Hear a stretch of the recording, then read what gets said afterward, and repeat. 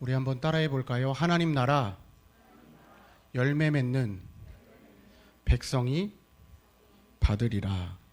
오늘 말씀 제목인데요. 우리 양옆에 있는 친구들과 함께 인사하겠습니다. 우리는 하나님 나라의 청지기입니다. 여러분, 오늘 우리가 함께 읽은 이 말씀은요, 흔히 포도원 농부 비유라 말합니다. 이 비유는 예수님이 나귀를 타시고 예루살렘으로 들어가신 이후에 새로운 이스라엘의 왕이신 것을 백성들에게 알리시면서 바리새인과 여러 서기관들 그리고 그 자리에 함께 있는 백성들을 염두에 두시고 하신 말씀입니다. 예수님의 사역이 가장 왕성할 때 어떻게 보면 전하신 말씀이라 볼 수 있겠습니다. 여러분, 예수님은 이 비유를 통해 성전을 섬기고 지키는 대제사장들과 백성을 대표하는 장로들의 잘못이 무엇인지를 가르치셨습니다. 성전을 맡은 청지기들이 주인 행세를 하는 교만을 예수님이 포도원 비유를 통해 책망하신 건데요. 여러분, 성전도 제사도 모두 하나님의 것입니다. 사람은 그저 맡겨진 것을 아름답게 가꾸고 돌볼 책임이 있는 청지기입니다. 여기서 우리가 알 수 있는 것은 성전도 제사도 그 무엇도 전부 하나님의 것이라는 사실입니다. 우리는 하나님이 맡기신 것들을 가꾸고 돌보는 청지기일 뿐입니다. 오늘 우리 앞에 친구들이 원래 계획에는 없었지만 친구들이 찬양 인도를 하게 됐습니다. 우리 은서가 찬양 인도하고 옆에 있는 친구들이 찬양 싱어하면서 악기를 이렇게 맡아서 섬기는 것 또한 우리 친구들이 자신들을 높이는 것이 아니라 하나님을 높이기 위해 예배하면서 하나님이 맡기신 예배를 아름답게 가꾸어 가는 것입니다. 그래서 우리 여러 친구들이 예배의 청지기가 되는 것이죠. 여러분, 예수님이 예루살렘에 나귀와 나귀 새끼를 끌고 방문하실 때 정말 많은 사람들이 예수님을 환영했습니다. 얼마나 많은 환영을 했냐면 겉옷을 길에 펴고 나뭇가지를 베어 길에 펴면서 예수님의 뒤를 졸졸졸 따라갔습니다. 그냥 따라간 게 아니에요. 예수님의 뒤를 따라가면서 호산나 다윗의 자손이여 찬송하리로다. 주님의 이름으로 오시는 이여 가장 높은 곳에서 호산나라고 찬양했습니다. 이 호산나라고 하는 것은 왕이 시어 승리하셨습니다. 승리하옵소서라고 하는 청원이고 간구입니다. 사람들이 예수님이 예루살렘에 방문하신 것을 적극적으로 환영했던 이유가 있습니다.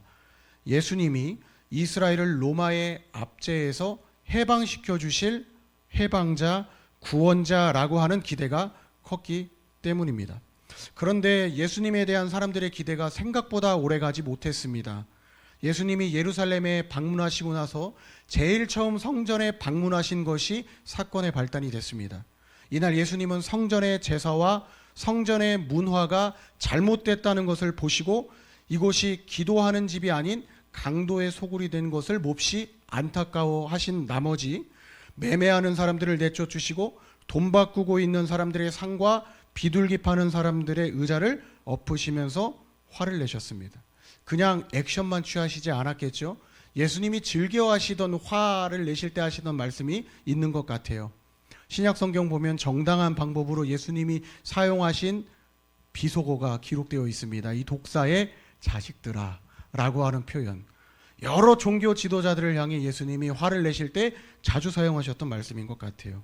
왜냐하면 어느덧 이방인이 유일하게 하나님을 만나뵐 수 있었던 장소인 이방인의 뜰은 여러 종교 지도자들의 허락을 받은 사람들이 매매하고 돈을 바꾸어 주는 장소로 뒤바뀌어 있었기 때문에 이방인들은 성전을 구경조차 하지 못하게 된 거죠. 마음을 다해 하나님께 제사를 드리기 위해 준비해야 하는 성전의 제사에 필요한 제물은 사람들의 필요에 따라 편리를 추구하게 되어 버렸습니다. 그런데 알고 보면 예수님이 성전을 향해 지으신 탄식이 이번이 처음이 아닙니다. 마가복음 11장 말씀을 중심으로 우리가 말씀을 다시 복습해 보면 예수님은 성전을 들어가실 때 마른 무화과 나무를 보셨습니다. 그곳에 열매가 없는 것을 보시고 무화과 나무를 가리켜 예수님이 뭐라 말씀하시냐면 이제부터 영원토록 사람이 내게서 열매를 따먹지 못하리라는 말씀을 하십니다. 이후에 예수님이 성전을 깨끗하게 하신 사건이 기록되어 있어요. 그러고 나서 이 사건 뒤에 어떤 내용이 마가복음 11장에 기록되어 있냐면 정말 예수님이 말씀하신 대로 무화과 나무가 뿌리째 말라 있었다라는 것을 기록해 두고 있습니다. 어떤 말을 전하려고 하는 것이겠어요? 더 이상 성전에 열매가 없다는 것을 말씀하시는 것이죠. 이렇게 예수님께서 성전을 방문하신 날 이미 예수님은 성전에 들어가시기 전부터 성전의 제사와 성전의 문화가 잘못됐다는 것을 알고 계셨고 먼저 탄식하셨습니다. 그러니까 처음부터 예수님은 성전을 깨끗하게 하실 목적을 가지고 예루살렘을 방문하신 것이고 예루살렘의 성전을 제일 먼저 찾아가신 거죠. 포도원 농부 비유는 이 모든 과정을 눈여겨보고 있던 종교 지도자들을 겨냥한 하나님의 말씀입니다. 종교 지도자들은 예수님이 가시는 곳마다 논란을 일으키고 소란을 피우니까 예수님을 예의주시할 수밖에 없었습니다. 그래서 예수님께 다짜고짜 찾아가서 성전을 깨끗하게 하시는 예수님께 도대체 당신이 무슨 권위로 누구의 허락을 받고 이런 일을 하냐고 따져 물었습니다.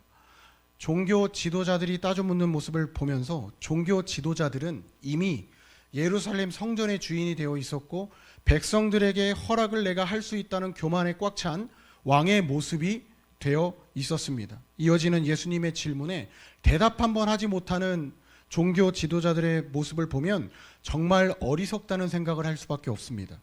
그러면서 누가 성전의 진짜 주인이고 백성들의 왕인지를 뚜렷하게 우리가 알 수 있습니다. 여러분, 누가 성전의 주인이시고 백성들의 왕일까요? 예수님이시죠. 포도원 농부 비유를 통해 예수님은 집주인과 집주인이 만들어둔 포도원을 가꾸는 농부들을 구분하십니다. 주인과 청지기의 역할을 나누시는 거예요. 예수님이 성전의 진짜 주인이시고 종교 지도자들은 성전 관리를 위임받은 청지기라는 것을 분명하게 선을 그으십니다. 그런데 말씀을 보시면 아시겠지만 집주인과 이 농부들, 소작농이라고도 합니다. 서로 계약을 맺었는데 집주인과의 약속을 농부들이 전혀 지키질 않는 거예요. 어떤 계약을 맺었죠? 우리가 지금처럼 월 몇십만 원씩 월세를 주고 포도원을 빌린 것은 아니지만 우리 집주인이신 하나님께서 농부들에게 포도원에서 나는 결실만큼만 내가 값을 받겠다고 했습니다. 여러분, 이 말은 내가 포도원에서 지은 농사가 풍년이면 풍년인 만큼 아니면 흉년이면 흉년인 만큼 그 양과 상관없이 열매만 받으시겠다는 겁니다. 열매의 양이 중요한 것이 아니라 열매 자체가 중요하다는 말씀을 하신 거죠. 처음부터 주인은 정해둔 값이 없었습니다. 소작농들이 주는 대로 받겠다고 말씀하셨죠. 이 말씀은 집주인은 땅이 쉬거나 놀지 않게 잘 관리해 줄 사람이 필요했을 뿐입니다. 그러나 안타깝게도 농부들은 집주인의 마음을 전혀 헤아리지 못하죠. 오히려 나쁜 마음을 갖고 집주인의 심부름을 온 종들을 때리거나 죽이기까지 했습니다. 사람을 돌로 치는 건 일상이었던 것 같아요. 집주인이 더 많은 종들을 보내면 보낼수록 농부들은 더 악해졌습니다.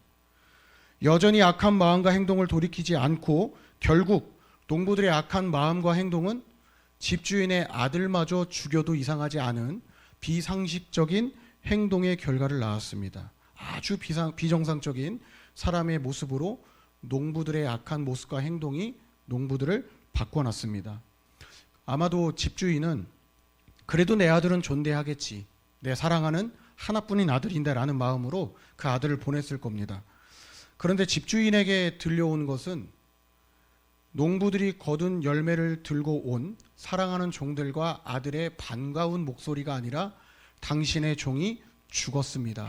당신의 하나뿐인 아들이 죽었다는 소문이 무성합니다. 라고 하는 소식뿐이었습니다. 이때 예수님이 하신 질문이 바로 포도원 주인이 타국에서 돌아올 때 그 농부들을 어떻게 하겠느냐는 말입니다. 여러분이라면 어떻게 하시겠어요? 내 사랑하는 하나뿐인 자녀를 목숨을 거두게 한 그 농부들을 어떻게 하시겠습니까? 다 똑같은 생각하겠죠? 죽이고 싶지 않겠습니까? 성경도 그 죽여야 되겠다는 표현을 진멸한다는 말로 기록해 두고 있죠. 우리 41절 말씀 한번 여러분 보실래요?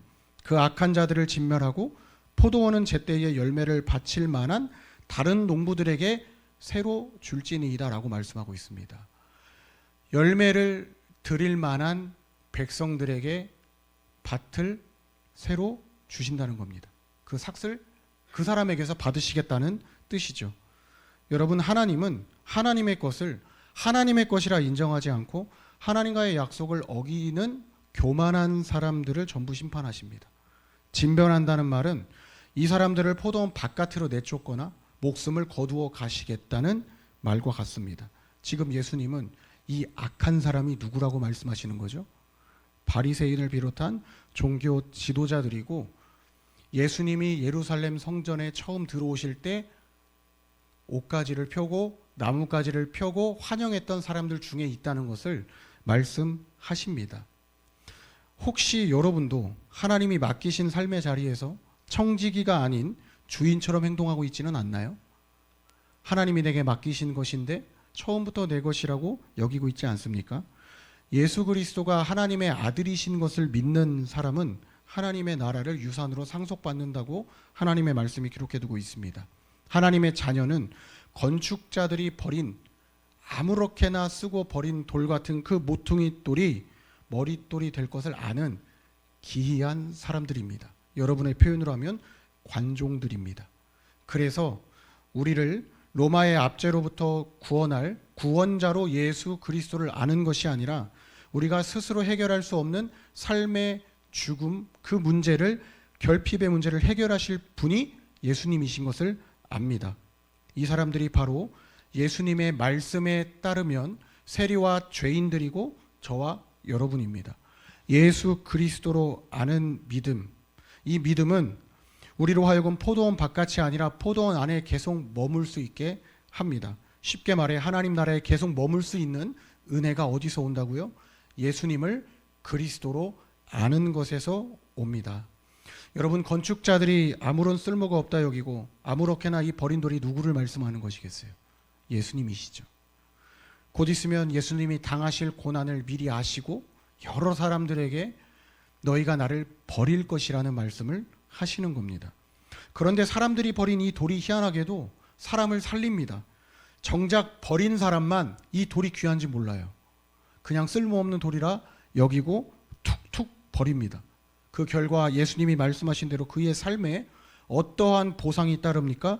이 돌이 사람 위에 떨어지면 그를 가루로 만들고 흩어버리겠다 말씀하시죠.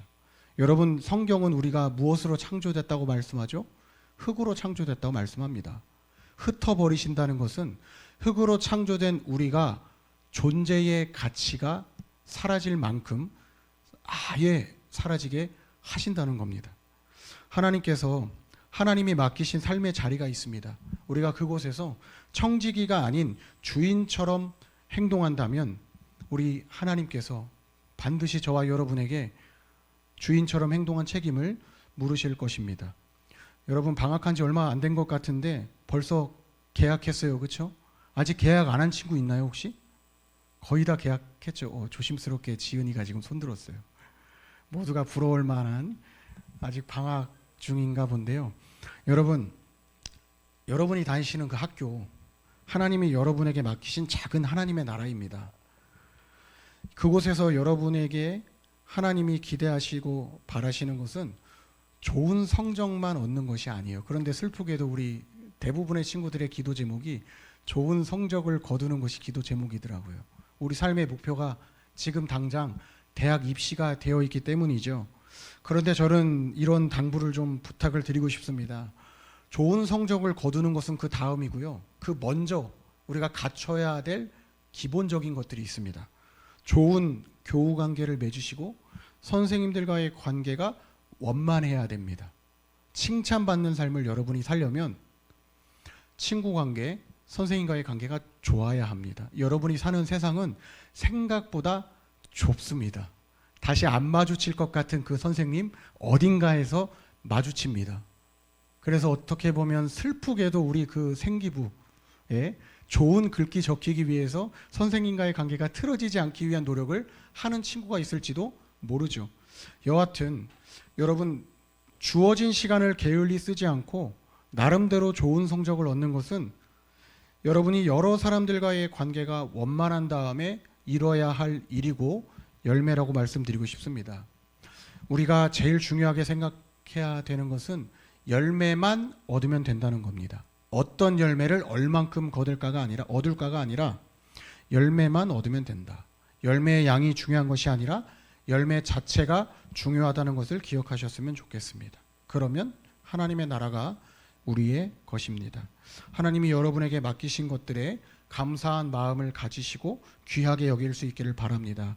간곡하게 부탁하고 싶은 것은 절대로 주인처럼 행동하지 말자라는 겁니다. 내가 주인이 아니라 하나님이 주인이시다.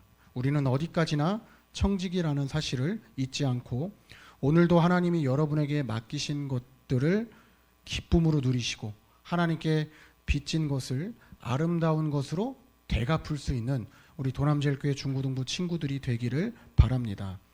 많은 사람들이 쓸모없다고 여긴 돌을 여러 사람들처럼 쓸모없다 여기지 마시고 여러분 안에 하나님이 감춰두신 그 가치를 발견하셔서 하나님께서 저와 여러분의 삶을 역전시켜 주시는 것을 경험할 수 있으면 좋겠습니다. 이러한 은혜를 함께 경험할 수 있는 이 학기가 되기를 축복합니다.